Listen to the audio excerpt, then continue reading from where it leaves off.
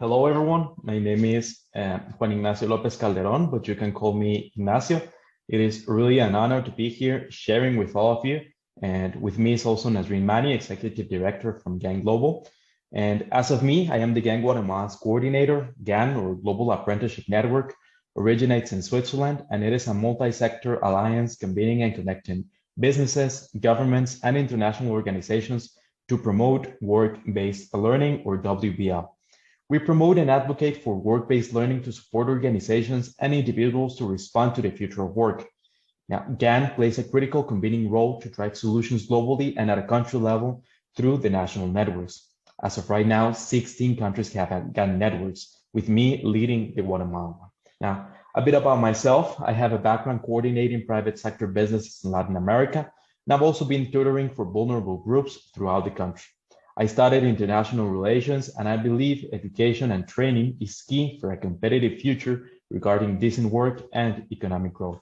Now, a bit about how we got here. I'm pretty sure you've already heard about this, but we've had 19 youth dialogues with over 200 youth, 18 countries, and 11 partners. We've had 13 webinars, and as of January 2022, we had the regional YEO convening. We're now at the Global YEO Summit, time to take action. Now, I'm going to start talking a bit about this breakout room, which is private sector leadership under the Global Context Matters. And I want to explain to you what we're going to work towards. Now, over here at the slide, you can see a bit about the description, but regarding what we're going to work towards, we propose to create links between youth, business, training institutions, and governments. And this is something I have seen within the Guatemala's network and other countries too. You might feel identified with something like this, in which even though relevant actors want to work together, a gap in the knowledge of how to do it, and more importantly, how to do it well, is still relevant. A second goal is that stakeholders are aware of the value young people bring to the workforce. Competitiveness and innovations are key for any actor that wants to survive in the 21st century. And the way to achieve that is through the opportunities youth brings to the table. Lastly, gaps in talents and employment are addressed. This regarding the fact that the way to approach youth with business is through training, through opportunities of work-based learning, and giving them the opportunities, ensuring that the development of a responsive workforce that can adapt to the rapidly changing future of work is also essential for SDG 8 to be met. So it is time to take action.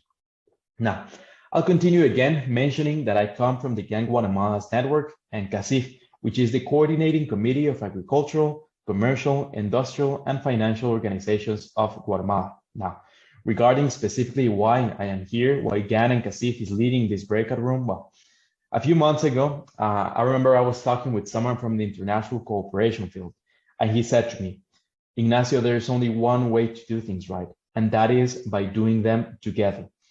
YEO 2030 is an opportunity we cannot pass on. The value behind being able to share experiences, learn from other perspectives and realities, and translate that into actions is what needs to be done.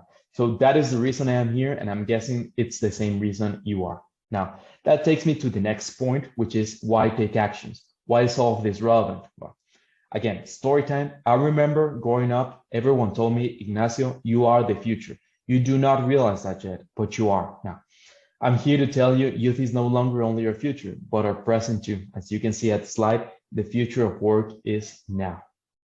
Now, regarding our commitment, with GAN and CACIF, we want to bring the private sector into YEO conversations to strengthen and create linkages with young people. Myself, as a YEO champion, lead the group not only from a country-level perspective, nor a regional perspective, but a global one, to work together towards the achievement of our goals, which is decent work and economic growth. So specifically, why join this working group? Well, three main points, and I'm pretty sure you've already heard about this too, but visibility, connection, and learning. Although I'm ambitious, and I will group those three together in just one simple sentence, which is being able to change the world. Being able to change the world. That's the opportunity we have today in this work group, and working on how to engage with youth, prepare them for participation in the workplace, and incorporate a youth-focused outlook into workforce development strategies is how we will have an impact on private sector leadership. Now, finally, what we're looking for is 6 to 7 people to join us with a mix of backgrounds and geographies to share that experiences and work together to support private sector to better understand youth values and beliefs regarding work-based learning. People who have a passion for learning and development and who are committed to creating sustainable pathways to work for young people will be key to the success of our working group. Your shared passion for socioeconomic development through decent work opportunities means that we can collectively work together to build stronger linkages between, as I said, the private sector and youth, as well as work on shaping the necessary policy frameworks essential for this change. It'll be a year filled with learning, work, and growth, which together we can achieve, and I hope you join us in this adventure. I understand the Making Sense team will be sharing with all of you a link in which you can register your interest to participate in one of the 10 breakout rooms. So as I said, thank you very much for being here, for being here today, for listening to me, and I really hope you join us. Now, leadership is the gamification code, leadership all caps. So be sure to register that in the platform. And I don't know if Nasreen, you want to add something. And in any case, if you have any questions, suggestions, comments, or anything you guys want to say, you also are welcome to do it. So again, thank you very much. And leadership is the gamification code. Nasreen?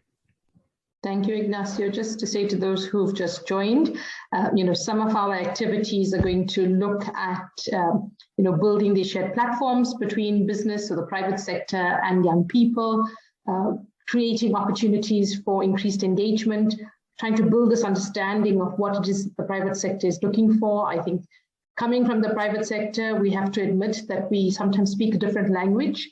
So, how do we cut down those barriers and how do we really engage meaningfully to demonstrate what opportunities there are for work, especially in this changing labor market that we're all experiencing? What are the trends? What are the needs in terms of skills demand?